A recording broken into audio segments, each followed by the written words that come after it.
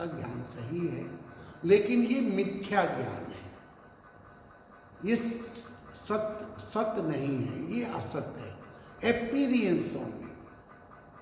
कैसे? अब भगवान इसको वही समझा रहे हैं। कल मैंने आपके बुद्धि में शरीर और शरीरी ये दो हैं, इस बात को स्पष्ट करने की चेष्टा की थी। अर्थात इस शरीर में आप रह रहे हैं, ये शरीर आपका है, आप इसमें रह रहे हैं, अर्थात आप इस शरीर के रहने वाले हैं, आप शरीर नहीं हैं। जैसे मकान में रहने वाला मकान नहीं होता, इसी प्रकार इस शरीर में रहने वाला शरीर नहीं होता। शरीर आपके रहने की जगह है। शरीर और शरीरी का भेद, इन दोनों का अलगाव, ये बुद्धि में स्पष्ट होना चाहिए। तो भगवान कह रहे हैं कि देखो भाई, जो इसमें शरीरी है, देहिनो अस्मिन् यथा देहि कौमारम यौवनम जरा, इस शरीर की तीन अवस्थाएं भगवान बोलते हैं। कौन कौन सी है? कुमार अवस्था, यौवन अवस्था और फिर वृद्धावस्था। ये शरीर की अवस्थाएं हैं। शरीरी इन अवस्थाओं को जानता है। आपको अपनी कुमार अवस्था की बहुत सारी बातों का याद होगा, और जो कुमार हैं उनको अपना बचपन याद होगा। बचपन चला गया, स्मृति है। स्मृति जिसको है, ध्यान दीजिएगा, जिसको स्मृति है वो तो उस शरीर से अलग है। शरीर तो उस अवस्था से परे हो गया। शरीर बचपन से यौवन अवस्था में आ गया, शरीर बदला। लेकिन जिसको स्मरण है उसको बचपन का भी स्मरण है और यौवन अवस्था का भी स्मरण है, कुमार अवस्था का भी स्मरण है। तो जिसको स्मरण है वो नहीं बदला। इस सब बदलने वाले के बीच में एक अचल बैठा है जो कभी नहीं बदलता, और वो शरीर भी है, वो आप है। असल में आप कभी न बदलने वाले हैं। ना आपका कभी जन्म हुआ है, ना आपकी कभी मृत्यु होगी। आप तो शाश्वत, अमर, सनातन हैं। एक बार मैंने बोला था कि वेद का एक मंत्र है, असल में वो 3 मंत्र हैं। असतो मा सद्गमय। हे प्रभु, कृपा करो हमारे ऊपर, दया करो, आशीर्वाद दो कि हम असत्य से सत्य में प्रवेश करें, असत्य से सत्य में प्रवेश करें। क्या मतलब? जो झूठा है, मिथ्या है, जो सिर्फ एपीरियंस है, उससे हम परमानेंट जो सदैव है उसमें प्रवेश कर जाए, उसके साथ एकाकार हो जाए। फिर दूसरा उन्होंने कहा है तमसो मां ज्योतिर्गमय। यह जो हमारी बुद्धि पर अंधकार छाया हुआ है, जिस अंधकार के कारण अपने हृदय में विराजमान हम पार ब्रह्म परमेश्वर को नहीं देख पा रहे हैं, उसके ज्योतिर्मय स्वरूप को नहीं देख पा रहे हैं, उस शाश्वत ज्योति के प्रति हमारी दृष्टि अंधी है। हम इस तमस से, अंधकार से प्रकाश में आपकी कृपा से, आशीर्वाद से प्रवेश पाएं, और फिर मृत्योर्मा अमृतम गमय। जो हम अपने आप को माने बैठे हैं। माने क्या बैठे हैं, ऐसा हम पक्का जानते ही हैं। मानना तो बात छोड़िए, जानते ही हैं। हमारी तो दृढ़ता है कि हम मर जाएंगे और उससे बचने के लिए सारे उपाय हो रहे हैं।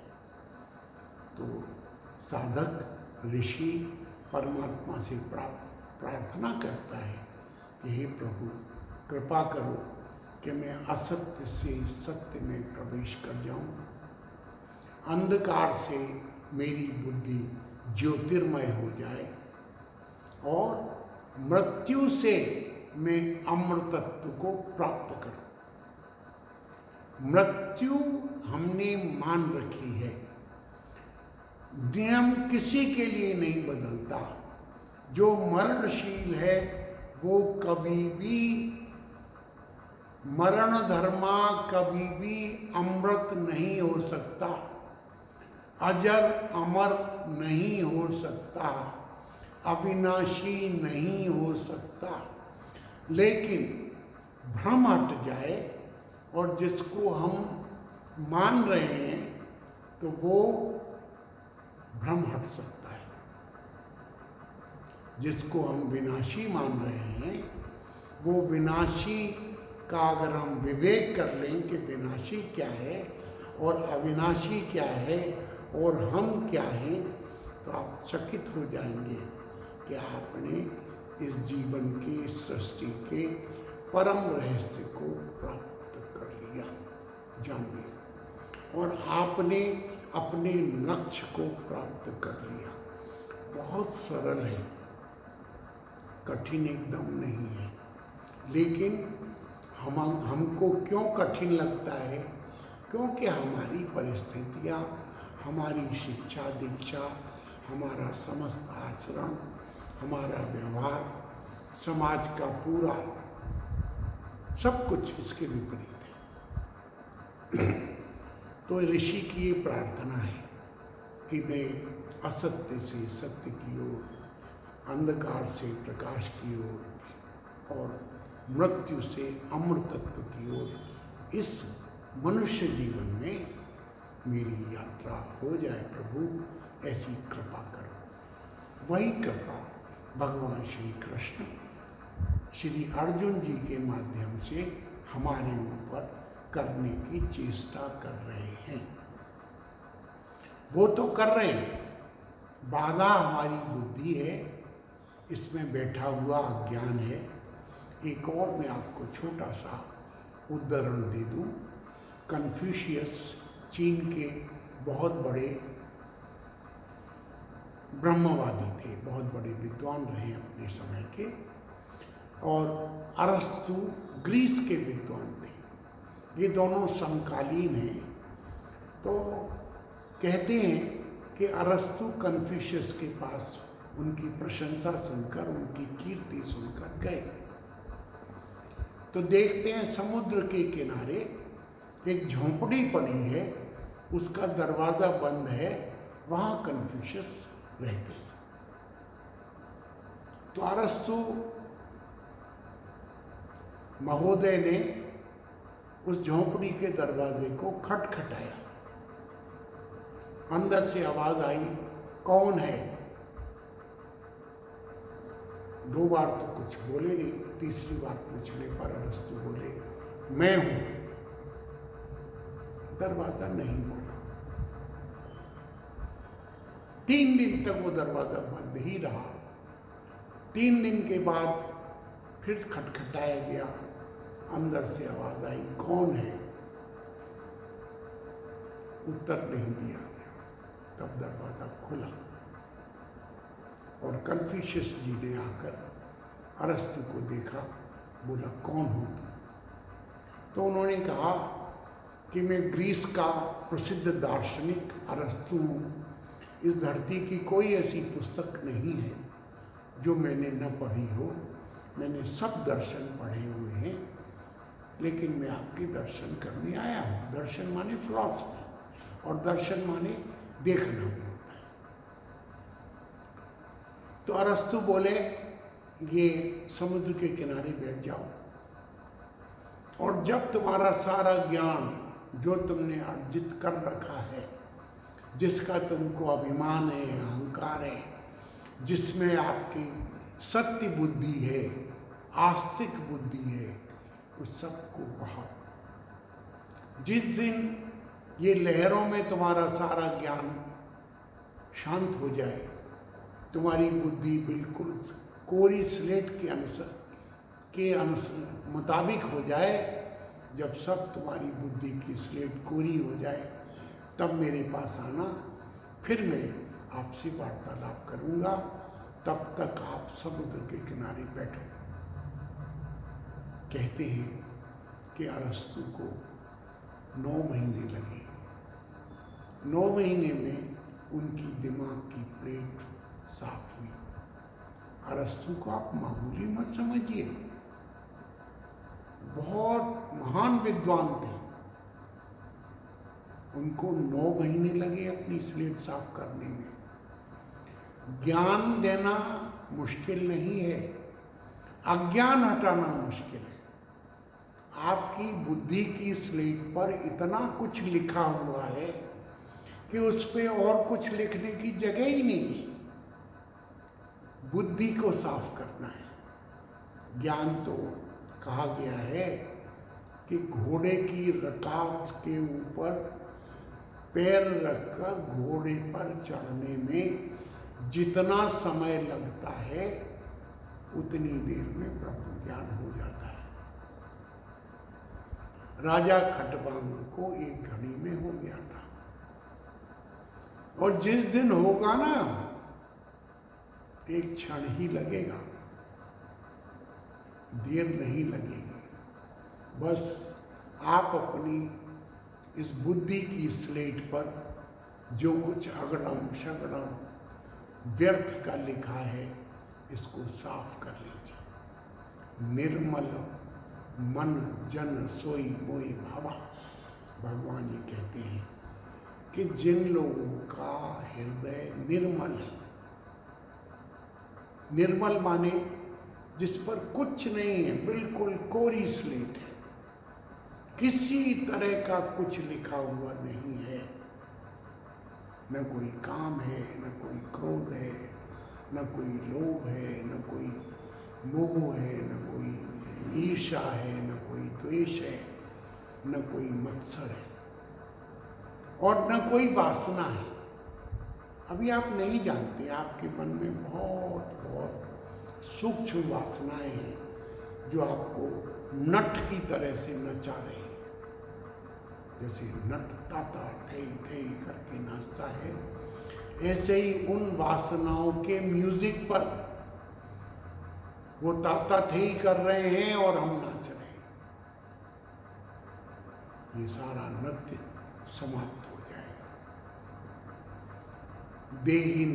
देहिनो माने जो इस देह में है, अर्थात शरीर। देह अलग है, इसमें रहने वाला अलग है। इस शरीर की 3 अवस्थाएं हैं।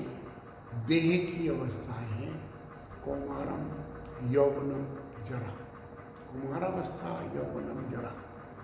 तो जिसको ये पता है कि ये देह है, इस देह में मैं रह रहा हूं, वो धीर पुरुष एक देह को छोड़कर दूसरी देह प्राप्त होने पर मोहित नहीं होता। उसे कोई दुख नहीं होता, उसे कोई शोक नहीं होता, उसे कोई विषाद नहीं होता। वो जानता है कि मैं अजर, अमर, अविनाशी हूँ, शाश्वत हूँ, मैं परमात्मा का अंश हूँ। मैं थोड़े समय के लिए आपकी सुविधा के लिए बोलते हैं कि मैं जीव हूँ, और यह नाशवान पंच भौतिक पृथ्वी, जल, अग्नि, वायु और आकाश से बना हुआ जीर्ण शीर्ण होने वाला, पैदा, बढ़ा, कुमार, इसमें युवावस्था, वृद्धावस्था, ये शरीर की अवस्थाएं आती रहेंगी। ये सब शरीर की हैं, मेरी नहीं है। मैं तो इस शरीर में अपने प्रारब्धवश, अपने कामनाओं से मोहित हुआ इस शरीर को प्राप्त कर लेता हूँ। मैं ही आकांक्षा करता हूँ। इस शरीर को कोई नहीं देता। हमारा अज्ञान ही, हमारी वासना और कामनाएं ही हमको अन्य शरीरों के लिए प्रेरित करती हैं। और एक बार हमारा हृदय शुद्ध हो जाए, मन शुद्ध हो जाए, तो परमात्मा का साक्षात्कार के लिए हमको कहीं जाना नहीं पड़ता। परमात्मा की कृपा से, सद्गुरुदेव की कृपा से, सद्ग्रंथों की कृपा से और प्रारब्ध होने पर इसी जन्म में, इसी रूप में हमको परमात्मा से एकत्व प्राप्त हो जाता है। परमात्मा हम सबके ऊपर कृपा करें। इस मानव जीवन का जो लक्ष्य है एकमात्र, वो हमें प्राप्त हो जाए, ऐसी प्रार्थना। और ऐसी प्रार्थना कि हमारा इंद्रियां, शरीर स्वस्थ रहे, 100 वर्ष तक जिए हम, देवताओं के हित के कार्य करें और अपने लक्ष्य के प्रति सजग होकर अपने लक्ष्य जो परमात्मा को प्राप्त होना है उसके प्रति सजग होकर उसको प्राप्त कर लें। ऐसी मंगल कामना करते हुए आपके स्वास्थ्य, सुख और आरोग्य के लिए मैं कल को मंगल कामना करता हूँ और आशीर्वाद देता हूँ। सर्वे भवन्तु सुखिनः, सर्वे सन्तु निरामयाः, सर्वे भद्राणि पश्यन्तु, मा कश्चित् दुःखभाग् भवेत्। ओम शांति शांति शांति।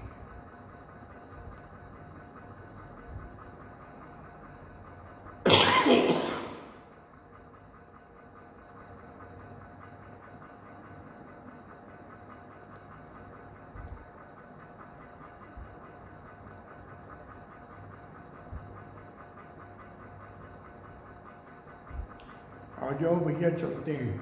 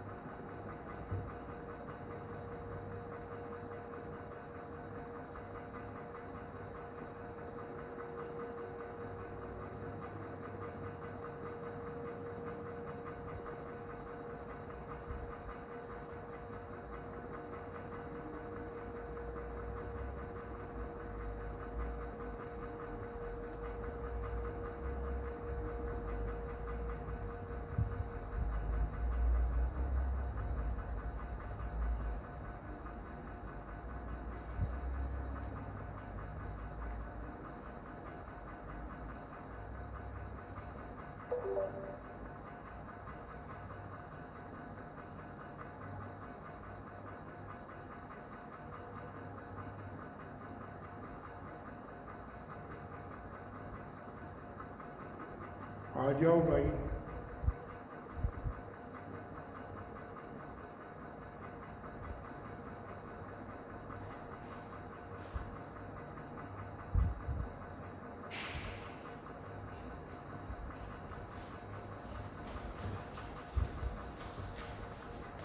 लैपटॉप उठा के